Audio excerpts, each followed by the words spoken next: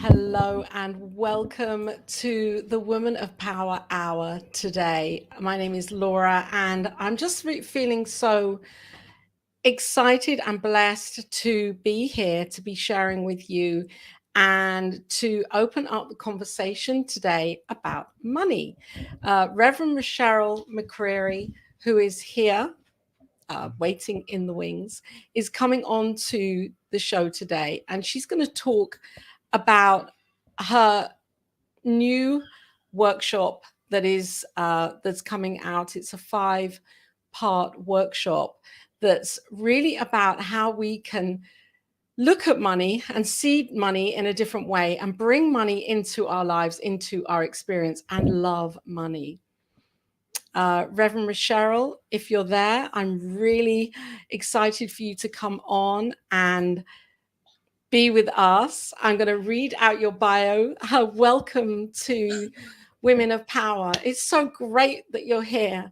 You said yes to being here. I'm really excited. I'm really excited. I want to read out your bio because I love your bio, especially the end piece here. Reverend Rasheryl is an executive leadership coach and the CEO of Dow Leadership Development, where she has trained and coached leaders in organizations such as American Express, HBO, PayPal, Harvard Business School, and most importantly, this is the piece that for me is key. Reverend Rasheryl grew up in religious science. She has been a member of 11 CSL communities and churches since childhood. And in 1993, she became a licensed practitioner under the tutelage of Reverend Michael Beckwith at Agape. Rasheryl has served the greater CSL community for many years, and she is now a reverend, having completed her Masters of Consciousness Studies through Holmes Institute.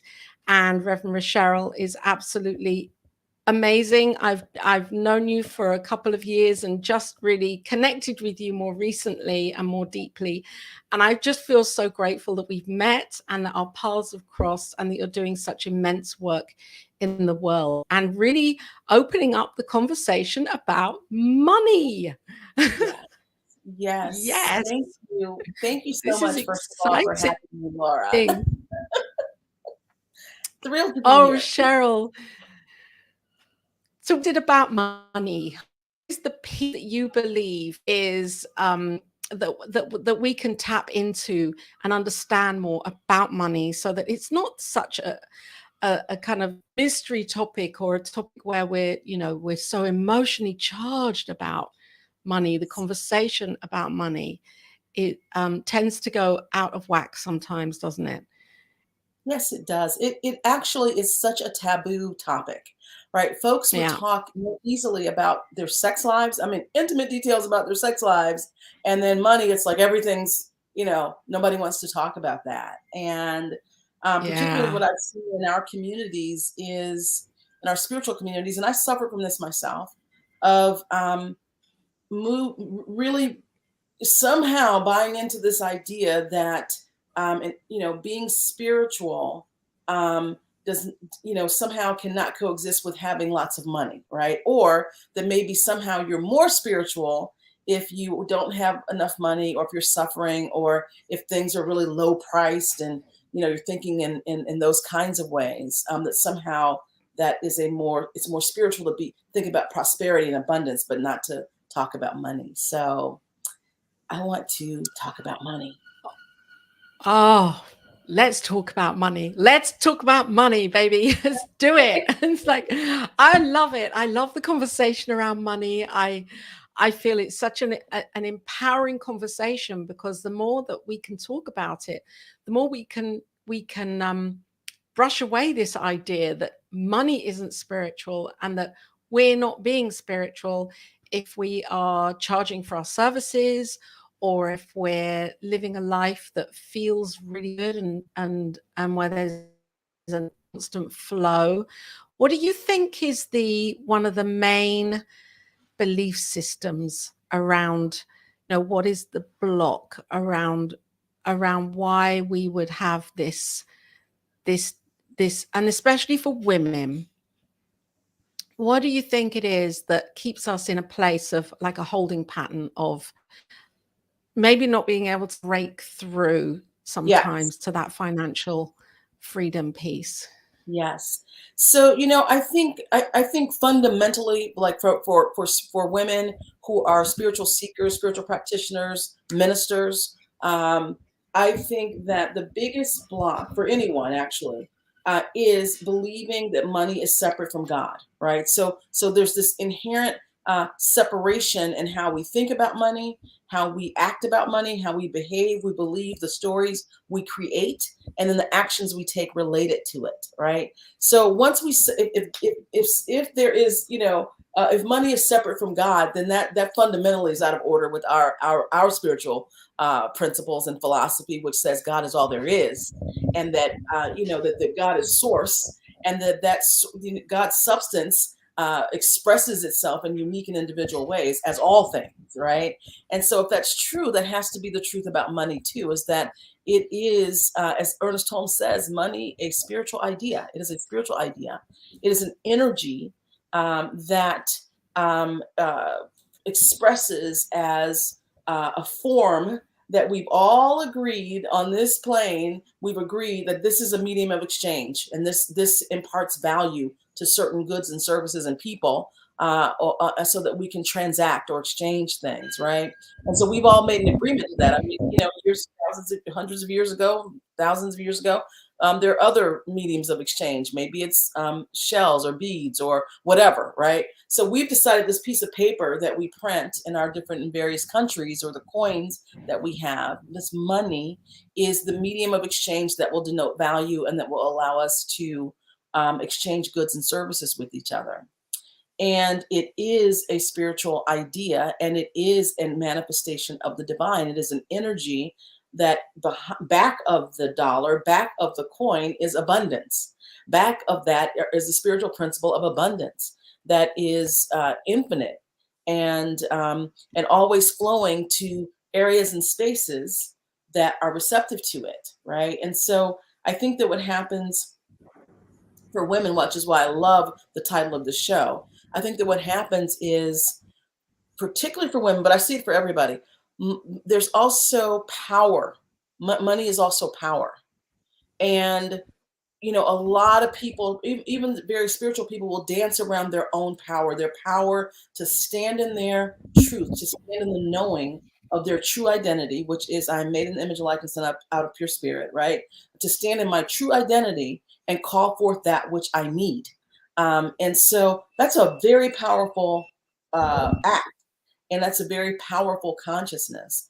And so what I have observed for myself, um, and for other women particularly, but for everybody, is usually if there's a lot of chronic under earning, undercharging for services, lowballing yourself, you're fundamentally out of order with who you really are and where you really come from, and you're dancing around your own power, right? So no matter what your job or title is, I'm talking, when I say power, I'm talking internal, your own internal, authentic, innate power. You're dancing around that when you're not fully charging for your goods and your services, and and earning what you need to live your best life, and do your divine assignment that that you're here to do. So if you're chronically under earning and undercharging, it also keeps you off your assignment, right? All the things that keep you powerful and then your purpose. Once you don't have enough money, your focus becomes on, well, I can't work with this thing because I don't have enough money. I can't grow my church because we don't have enough money. I can't grow my ministry. I don't have enough money. I can't take this work with this coach to self-actualize even more because I don't have enough money, right? It becomes an excuse for living in your full power. So that's a long answer, but that's my observation, and that's certainly what I've walked through for myself. At every moment that I'm leveling up my money, and my revenue for my business or my income, whatever you want to call it, every time I'm leveling that up and pushing the edge on that, I have to dance with and be comfortable with my own and stand in my own power in a whole different way. And it's scary every time, every single time. So You've said so much there. I'm just I going to know, I'm one sorry. minute close my window because there's a noise out there. Hold on a second. I'll be back. Okay.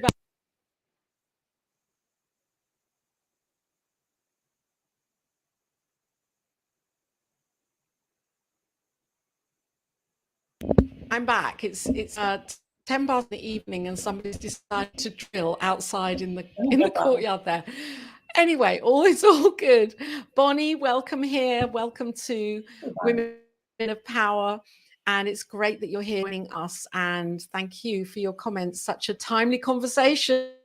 Yes, it is for all of us. I'm sure it's a timely conversation and time to change this outdated money paradigm. And yeah, absolutely. And what I'm hearing, you see, I've been really feeling into this more and more recently as a spiritual student and teacher. And we there is this idea, I think, in spiritual community that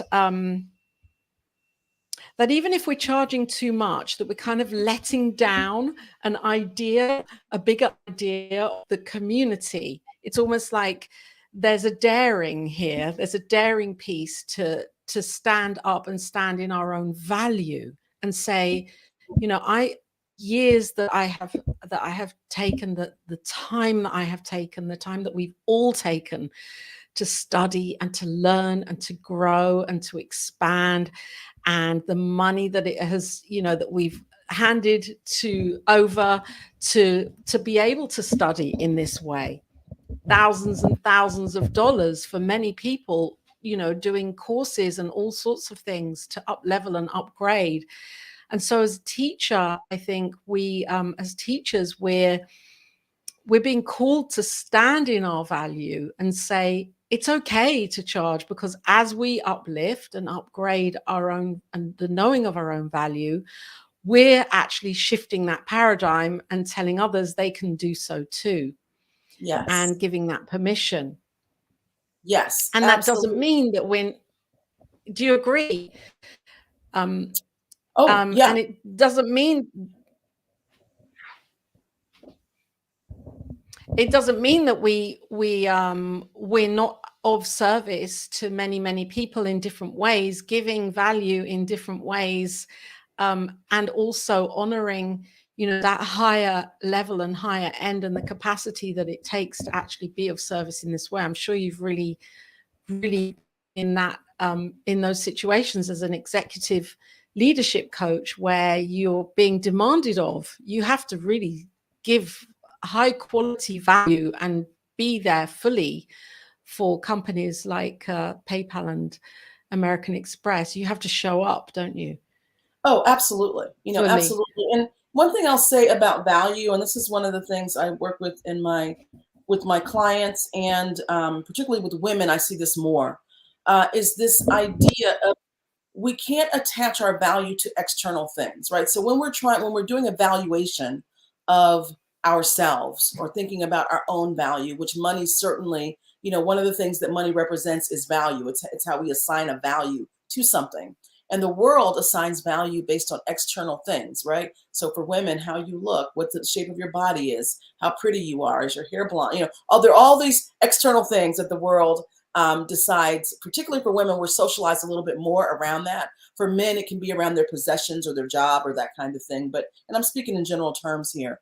But the thing is, if your value is based on external things, you're out of order and you're destabilized, right? So if it's based on how you look or what your age is or what your weight is or who you're married to or all the things you've done, right? If my value is solely based on my client list, that is out of order and it's destabilizing because, what if, it means that there's some external factor I'm hanging my hat on fully.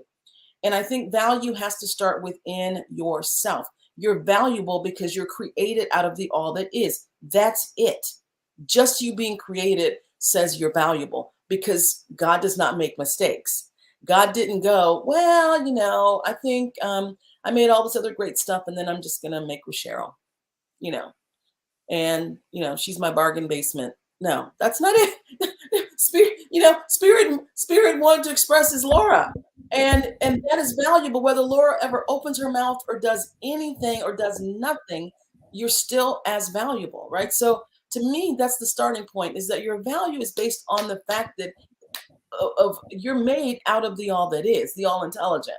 So that's the first thing, right? And then once I'm secure, once I'm anchored in that truth, then I can look at some of the external things and go, oh, well, you know what?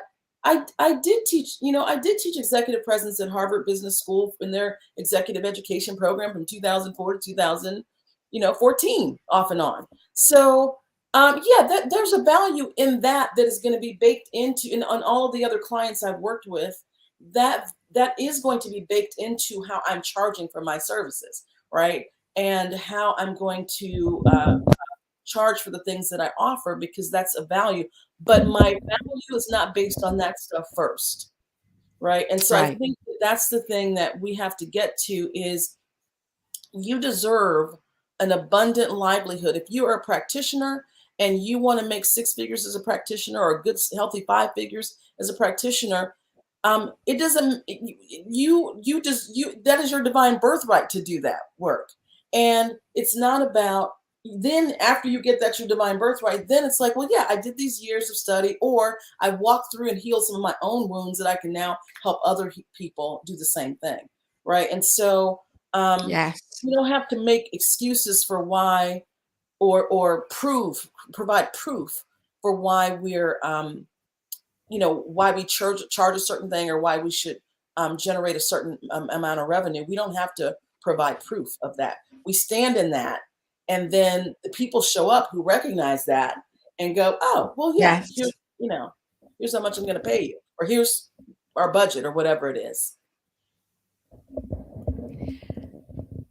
Yes, and I love this conversation, Rasheryl. Thank you so much for sharing in this way, because I think it's such an important conversation, and I feel almost as if, having these I feel like a kind of a group fireside chat would be great, really, Yeah. really bringing this conversation to life in community, and releasing or dissolving any idea of shame or judgment, or it's not possible, all those underlying beliefs that come from childhood, and that we choose to carry Yeah. with us. And I think the piece that you're saying that really resonates with me is that abundance isn't in the value of money, which basically, since COVID, we're really now all dealing so much more with a little bit of plastic that we're swiping through a machine. And the money itself is kind of a term for something that really is just ones and zeros and fives and Mm-hmm. eights on a computer that's kind of being input by human beings. And they're making more money all the time. The value of it is lower than ever before, probably. And if we can tap into the divine abundance of who we are, the I am, the consciousness of the Christ consciousness, for me, that's me. That's like, when I'm in that place, I'm then resonating with what abundance really means. Mm-hmm. And from there, from that place of being, I can draw in money and opportunity for money to come in a much easier way, in a much less stressful way than having to struggle. Absolutely. Absolutely. And I think that what happens for many of us is that we think money is somewhere else, right? And Yeah. so, Yeah. one of the things when I in my manifest more money work that I do, manifest means to reveal, right? And in a popular, in pop culture usage of the word, people use it really as though to manifest, you're like making something, like you're making something happen, right? And that's not it. Yeah. Manifest means to reveal, right? So the abundance is already there. I mean, look, when you look at around at the the world right now, right, and inflation is going on, and inflation with gas prices and with the food and housing and all these things. And what really struck me and really sparked me to offer Manifest for Money again is a headline back in, I think it was in July, in the Wall Street Journal. So a headline came across my news feed on my phone that said oil companies were making record profits. And I thought, well, now isn't that interesting? Because I run a business, and so typically, just loosely, I'm not an economist, but typically, if you're making a profit, or even if you have to raise your prices, what it typically means is that your expenses have risen to a certain amount, and so you need to raise your prices so you can maintain a certain level of profitability. So maybe it's you're 20% profitability, whatever, right? So you can maintain that, but your price is raised in according to maybe it costs more for you to do X, Y, and Z. But if the headlines are saying record profits, like never before seen profits, what that means is even if their expenses are even if I'm just using oil companies as an example, but even if somehow the production of oil is higher, they're still charging so much more in order to have actual record profits. Otherwise, you wouldn't have record profits, right? It'd be the same sort of percentage of profitability that you have all the time. So when I saw that headline and I just read the article, and I thought, this is all manipulation, right? Because Yes. they're charging more and we're paying more, and then we're paying more and then freaking out, right? So the news and everything is keeping people freaked out about inflation, inflation, inflation. I'm not saying we're not paying more. I'm not saying that if you're on a fixed income or if you're struggling that you're not. I'm not saying that. What I'm saying is what I saw is everybody's just agreed to this. Everyone has agreed to this, because it would be like in my company, if I'm charging X amount of $1,000 for coaching, and then I just go times 10 and go to my client and say, here's my coaching bill, and then they pay for that. That's what it is, right? It doesn't cost me Right. anything to do coaching. There's nothing, assessments and other things I use, none of that stuff has really changed. But I just Right. decided I'm just going to mark this up 10 times, see what happens. And they pay it. And this is happening globally. And so that's what really woke me up. And initially, when the inflation stuff started and recession stuff, I lost everything in the 2008 recession. I mean, every material things, my house, my car, everything, artwork, everything. And so initially, when this inflation started, I was like, whoa, I'm getting nervous. I'm anxious. I'm like, well, business wise, what's going to happen? And my corporate clients are my corporate clients can be very sensitive to, elections and the economy. They start, even though they have plenty of money, they will stop those budgets for I'm gravy in that world. I'm a dessert in that world, what I offer. And so initially I got really, I was starting to feel a little panicky about it. And then I just saw that headline. I'm like, wait a minute, I'm not getting involved in this. This is crazy. They just decided they want more money, and so they put it out there. Here's what we're charging, and everyone's agreeing with that. And it's like the law works. The law is indiscriminate, right? If you have a strong mental impression or vision for what it is you want, you decide this is what I'm going to do. The law is going to deliver on that, no matter who you are. And there's certainly a huge collective in our different economies. There's a huge collective of people that have a strong vibration, a strong focus on making more money, and so that's what happens, right? And so I just thought, and of course, there's moral implications and stuff. I'm just talking about just the raw use of the law. And I thought, well, the law works for everyone. It doesn't work just for some people. It works for that's what that's what I grew up believing. That's what our teaching says. The law works if you work it, right? Or if Yeah. you're the mental equivalent for the thing that you want. And so that just made me go, wait a second.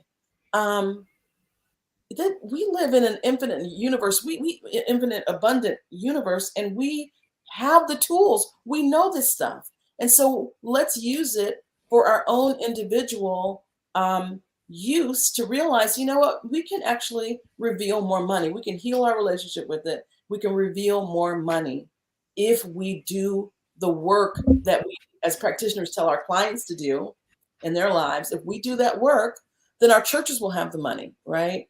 So anyway, that's a long answer, but I was just really struck by this is just a law at work at a big global scale, and we Yes. know how to tap this ourselves. And there are a few pieces that you've said that are just so important. Firstly, I wouldn't want to just welcome in Wayne. Welcome here. It's great to be with you. Haven't seen you here for a while, Wayne. It's great that you're here on this call. Lightworkers Uniting. Yes, we are Yes. Lightworkers Uniting. And Christine, my sister here in Kenya, on your way to Hey, Nairobi. Christine. Thank you for joining in. Great to be with you here. So I just want to share a little piece about that, because I feel that conglomerate organizations, that who we think we're buying something from is not who we're buying something from. Like if I'm buying a certain brand of makeup, I'm not actually buying that brand of makeup. I'm buying into the conglomerate that owns all of the brands of makeup that are on the high street, whatever country we're in, because many of them are the same.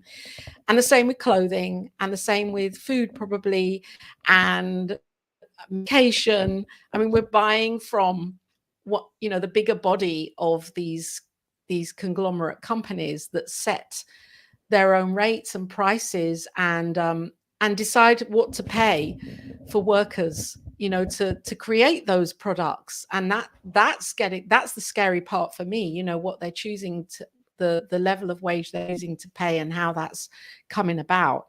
And you're right, the law works it's working constantly for all of us. We can't get away from it. We're all God, showing up. This too is God expressing. And so how do we keep that? This is, I suppose, a question here that I'm posing. How do we keep that sense of, well, this too is God expressing, when we're seeing what we don't want to see, and we're seeing the inflation happening, and looking at the bank balance and thinking, oh, okay, what is the internal shift, would you say, that needs to happen to get past that in our own mental equivalent, and believe that, this can change and this can transform right now? Yeah, that's a beautiful question. Here's the thing, the only way out or the only way up is through, right? And I know for myself, so in 2008, I lost everything. Okay. And I had done everything right. I was a high powered consultant. I was flying all over the world. Uh, my expertise was in executive presence and personal brand strategy and working with leaders in these tech companies and all these companies. And my life was really, really, really good and a little glamorous. And in 2008, the company I was with, the firm I was with, when the economy started to falter, immediately there were certain clients who were like canary in the coal mine. They started like shutting down, and shutting down their budgets.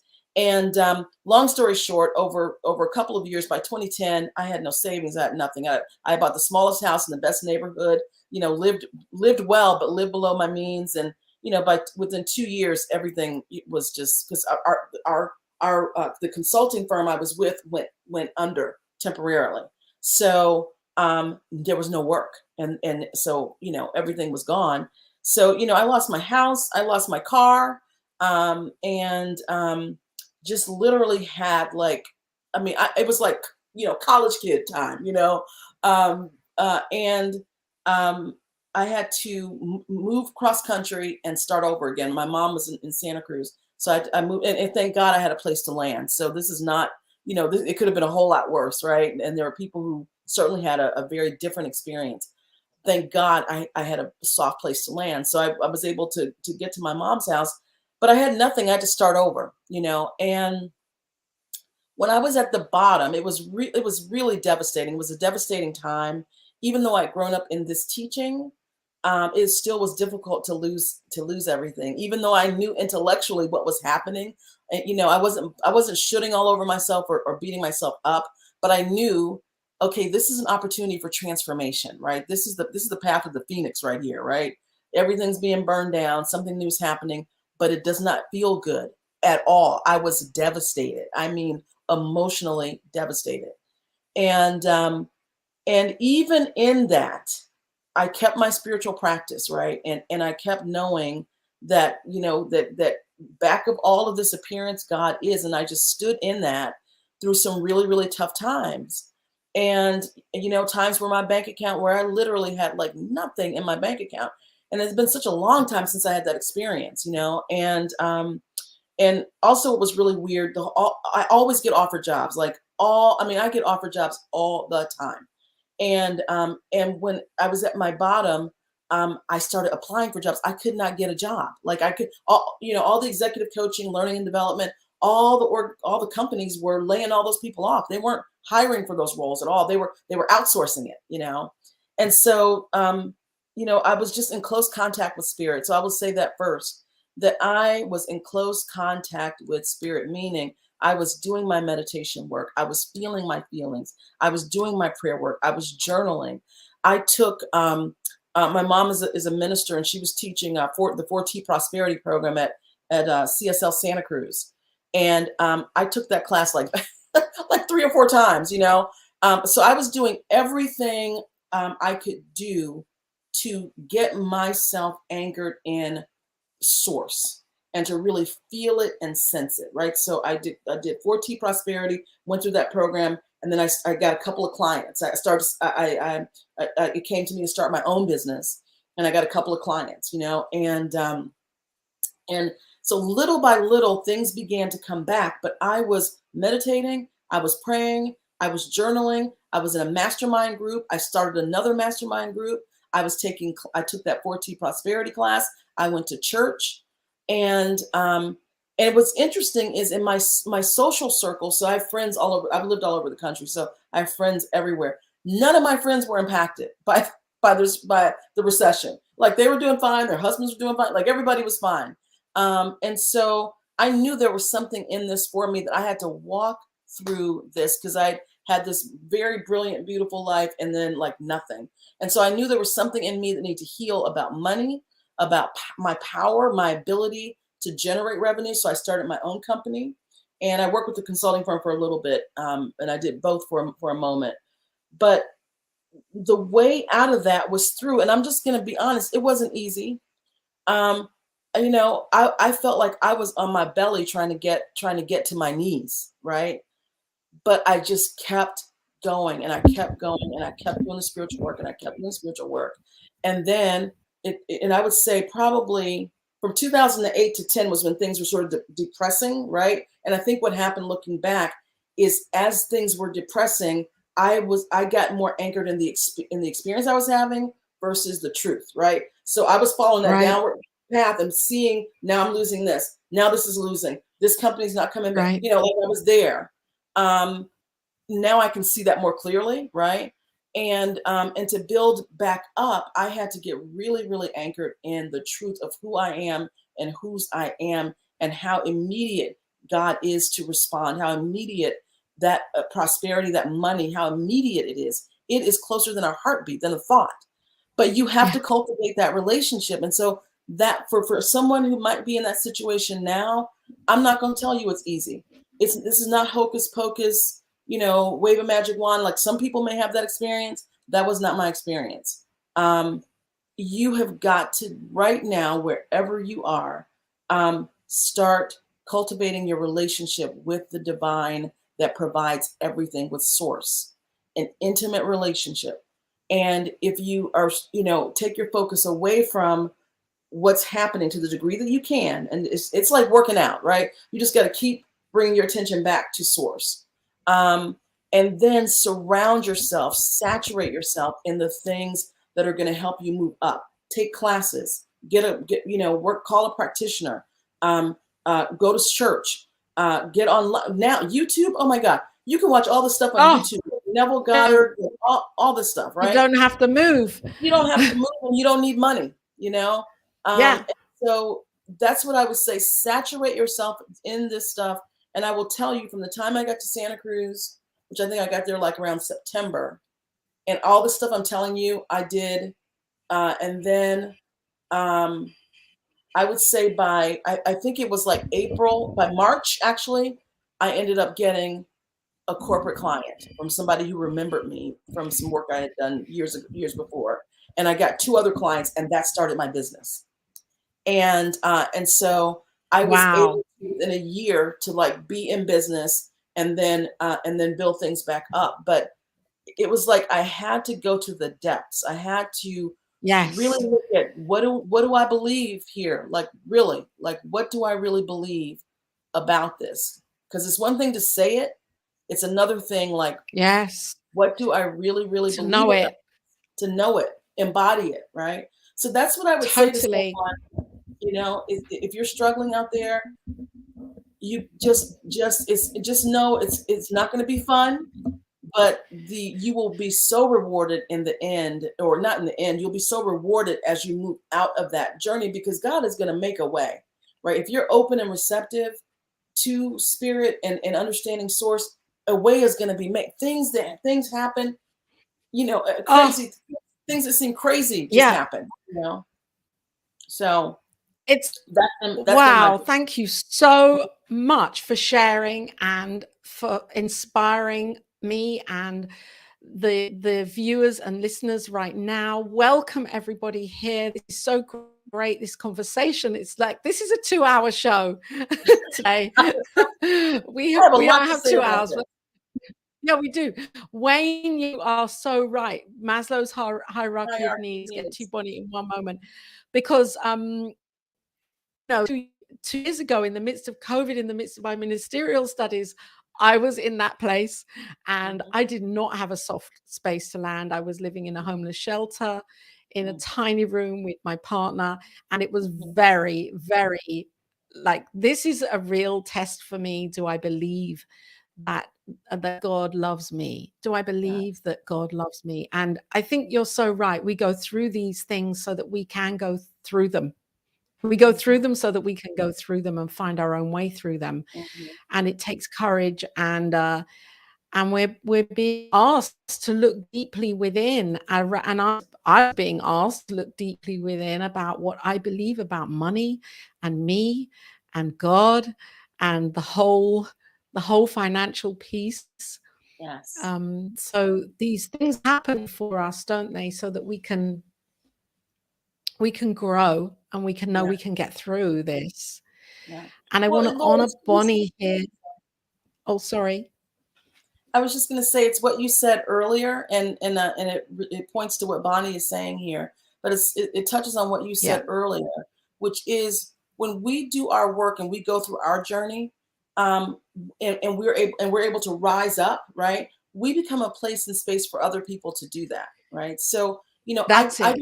didn't Yes, grow up poor, so I didn't have that experience. My parents were professionals. My mom's a lawyer. My dad was a high school chemistry teacher, and he was an entrepreneur. He had a restaurant when I was a kid and all this different stuff. My grandparents were professionals, right? So I didn't grow up in poverty. So I didn't have that experience. Um, but I grew up understanding and with the belief that you have to work really, really hard for money, right? Really hard. mm. Work really Oh, hard I'm with you. to make Yeah, money. And then the more money you yeah. make, the more expenses come, right? So there's always sort of this working hard Catch for up. money to have a certain lifestyle. And um, so as you begin to really explore that stuff and let that stuff go, because God does not, I love the American work ethic, and there's something to be said for a work ethic. So I'm not knocking that, but God does not require you to work hard for money. Source shows up when you're receptive to it. So that's why you can see people who are super accomplished and they've done all this stuff and they have all this education and they have all this different stuff, but they're not able to manifest, right, reveal more money or get paid what they think they're worth, because money doesn't come to those who are worthy. Money comes to those who are receptive to it, right? And when I say worthy, I mean worthy in the human sense, where we go, oh, that's such a good person. These teachers are such wonderful people. Why don't we pay them? It's like, well, we don't have a consciousness for that. right? Ministers, we don't have a consciousness for in our philosophy. Um, in some religious organizations, there is a philosophy around, ministers being well taken care of financially. But that's not the mental equivalent that I see that we hold. And I'm not criticizing. I'm just saying, that we got to put our money where our mouth is, basically. And absolutely, and that's the piece I was just going to share here. For me, it doesn't sound like a criticism. It sounds as if, if we're teaching this teaching, and this is ultimately a prosperity teaching. It's not only a prosperity teaching because it's a teaching that completely opens us up to knowing the truth of who we are. And that is the I am of the abundant I am. That is the Christ consciousness, where in God all is possible right now. And so if I believe that, then I also believe that there is enough money. I am fully supported. I can live a life that I truly desire and be the overflow as well, and be giving back into the causes and the opportunities that I believe in and that I really want to serve in this world and make a difference with money, because it takes money to make a change sometimes, especially in countries where they don't have the financial, that financial piece to make changes for their lives. So this is such a great conversation, and what I want to do is bring up here. Bonnie is saying, Yeah. source shows up when you are receptive to it. Amen. Absolutely. Yes. And Way is saying, yes, I can receive. Absolutely. Yes. Absolutely. We can all receive right now. And this is the other piece of this teaching, is that it brings it into the now. It doesn't hold it out into someday in the future, does it? We can do this now. We can do this work right now. Yes. Yes, absolutely. And so what I thought we could do is, because we have about 15 minutes, just under 15 minutes left, is I'd like to play your video, because you have an incredible offering of what it is you're sharing, your workshop. So can we play your video now that you've created, and then maybe you can talk for a few minutes about the workshop and what it really is all about, so that our wonderful people here with us can get to learn more about your fabulous work. New Thought has a money problem. Put that on. Okay. It's okay to talk about prosperity. It's okay to talk about abundance. It's okay to talk about overflow. But often talking about money feels taboo, or it feels verboten, like, do not talk about that. And I've experienced this in our New Thought communities and our centers and with our New Thought friends. And so here's my thinking. Who better to have money and to have mastered a money mindset than those of us who are working to build a more equitable world using New Thought spirituality, New Thought technology, and all of the wonderful things that we know work. I am Reverend Rasheryl MCcreary, and I invite you to join me for a 5-week online workshop entitled Manifest More Money. This work is intended to use spiritual practices and practical actions to help you bust through your money set point, to help you release any kind of money shame or guilt or limits or limited thinking and boxes you put yourself in, and to really move into right relationship, divine right relationship with money. Indeed, our divine birthright is to have unlimited abundance, and that includes money. So I invite you to join me. We're going to kick everything off on Thursday, September 1st. All of the information is right here in the post below. The link for you to register is right here for you. And here's the really great thing. If you register using the link here at New Thought Media Network, they will receive 50% of your registration fee. It goes directly to New Thought Media Network. So I invite you to join me. Let's take this walk together. Let's blow the hinges off of our money consciousness and our money limits. And let's really get aligned with that divine source of energy that we use on this plane to exchange goods and services and to create a better world. I invite you to join me. I look forward to it.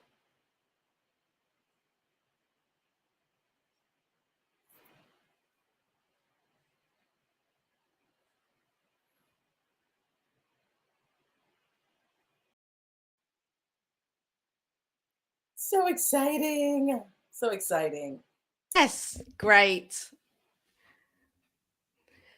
So share the what will be happening on the course, the Oh, format of the sure, sure. course. So, yes, so the workshop is called Manifest More Money, Heal Your Money Relationship to reveal unlimited abundance, right? So this is really about healing our relationship with money and revealing unlimited abundance. Now, I want to say this. I understand that there's prosperity and abundance are it's not just about money. There's prosperity. Okay, I totally get that. This course is about healing your money relationship. So if that's something that makes you uncomfortable, then you probably need to be in the course. Here's what we're going to be doing over our 5 Thursdays together, which starts this Thursday. So we will be looking at your beliefs, your blocks, your beliefs, your blind spots about money. What are they? What are these stories that we're telling about it? Because those are the very things that are keeping you from experiencing more of it. And it's work that I have had to do and that I continually do. Is looking at what are my beliefs, what are my stories, what's my identity that's shaped by all that, that I'm buying into, so that I can then really look consciously at it and go, what do I need to let go of, and what do I want to accelerate, right? So we'll also be looking at breaking through your money set point because of our beliefs, because of the identities that we hold based on those beliefs and experiences. We can hit a ceiling with our money, right? We can hit a ceiling with, okay, I can get to this point of revenue and no more. I can get to this point. And in fact, right now, I hired a coach to work with me because I'm at a certain point in my business and I'm at a set point where I can hit a certain point and I'm ready to break through to a whole new level, right? And so I invite you to come into this work if you're seeing the same thing. Maybe you're the same level of salary, or your center is the same level of budget every time. You can't sort of break through. Together collectively with the energy in the container, we're going to bust through that money set point. We're also going to be really making sure that we shift into divine right relationship with money, right? And money is not something happening out there. Money is everywhere present. And so, how do we reveal more of that? How do we be in right relationship with it? How do we court and dance with money? Because it is money is attracted to the relationship, not whether you're worthy or you're good or you're doing this much work for these people for free. It's not. It doesn't. It's not attracted to that. It is attracted to you being in relationship with it, right? Which is being in relationship with Source. So being in divine right relationship. So those are some of the things we're going to be doing. We'll also be doing very practical actions. So there's some things I have found for myself over the years that if I do those things, it sort of shifts a block or gets things sort of out of the way. I've also had my clients do it. I taught this class in 2017 in person here in Phoenix, and I had the people who were with me in that do it. So there's some practical actions in addition to the spiritual work. There's practical actions I'm going to be having you do to bust out of this whole money limitation thing and really reveal and revel in and embody and experience unlimited abundance, how to dance with it, how to get into more energy and flow. And I've seen for myself in my journey that I'm now able to in my business, which is the main mechanism through which, or the main channel through which money comes to me. I'm seeing now that I'm having some fluency or some energy and flow with it, that I can hold a thought and then have resources begin to come in. It's weak, it's I won't say it's weak. It's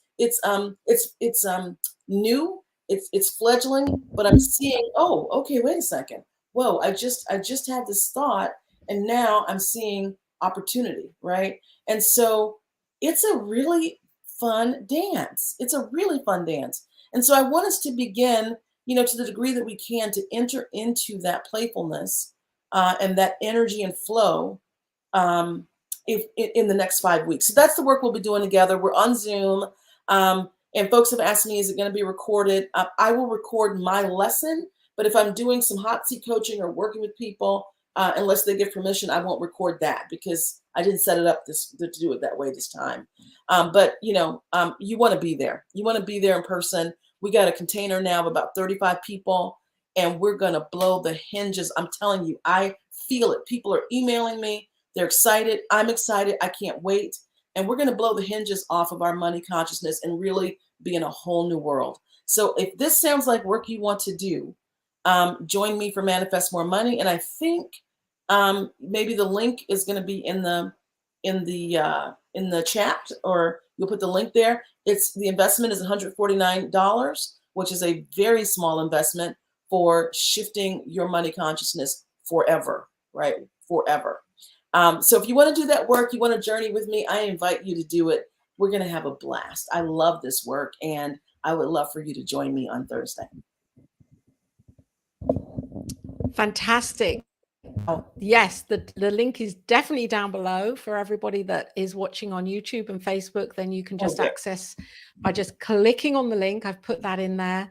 And you can reach out to Reverend Rasheryl through Facebook or through her website, which is here. I'm going to put that up again. Yeah, you can email Reverend Rasheryl directly there. Wonderful. And one thing I forgot to say is the beautiful thing is if you click that link and register using the link that Laura has provided for you on this post, 50% of your registration fee will go to New Thought Media Network. So I'll donate 50% of your fee to New Thought Media Network. So not only are you working on your own money consciousness, but you're also directly contributing to the money growth and sustaining of New Thought Media Network. So click the link. Beautiful. I love this. It's the law of reciprocity in action as you are, giving back into, knowing that God is our source. This for me is the peace. When we know that God is our source, there's no fear around whether we have it or don't have it, or we think it's ours when it isn't even ours. It's just an energy that's coming through. So this is really exciting. Thank you, Reverend Rasheryl, for being here and for sharing. And let's see if there's one last piece. We've got a couple of minutes here. Oh, Camille.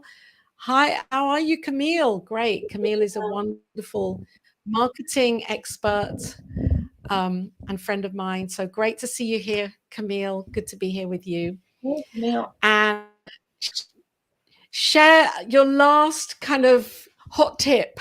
Have you got a hot tip just to? So the last hot tip, let me just see where I want to settle down here. The last thing I will say is I love Wayne reminded me of this in here. He said, you have the power was within you all along. You had the power all along. And that's what I want to say to everyone here. You had the power all along, my dear, right? And that's what I just want to say to everyone here is it's in the world's best interest to convince all of us that we're powerless, right? And that is not the truth of who we are, but everything works together to convince us that we're powerless. And so the more that we can disengage from, the matrix, right? Or whatever you want to call this, the more we can disengage from that, the more fruitful our lives will be. And I believe that is the work of all of us in New Thought is exactly this, to help people understand that they had the power all along. They have the power right now. So this inflation, recession, the this, the that, the whatever, we don't have to participate in that. Now, is it happening? Yes. Right. Do I go pay for gas? Does it cost more? Yes. But I don't have any energy about it because, I'm revealing more and more revenue. And if enough of us wake up, we actually could control how these prices are happening, right? Because we wouldn't be held hostage by this. That's another conversation. But for now, just understanding, no, I'm not suffering. I'm not going to participate because I'm going to use the same law that these companies and other folks are using. I'm gonna let that same law work through my life to provide me with what I need to live my best life. And that's what I want for all of you. Wayne, thank you so much. The power is within us all along. That's what I want to leave with.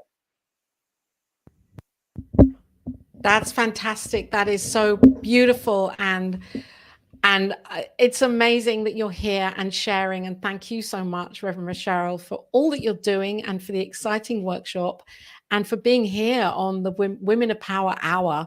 You are a woman of power. So are you. Take one to new one. You know what? In 2017, we were performing at the CSL conference here in the UK.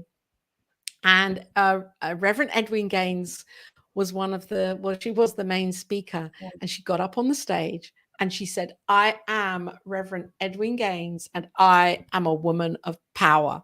And that struck me, as I think it did everybody there in the room, because you could hear a pin drop and she owned it.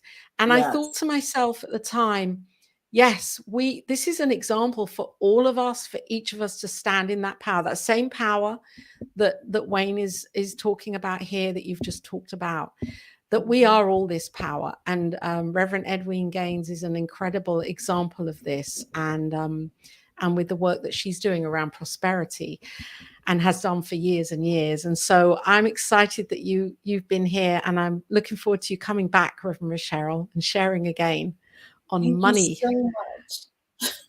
Thank you for having me, Laura. It's been beautiful being here with you. I love the Women of Power Hour, and I love you. So thank you.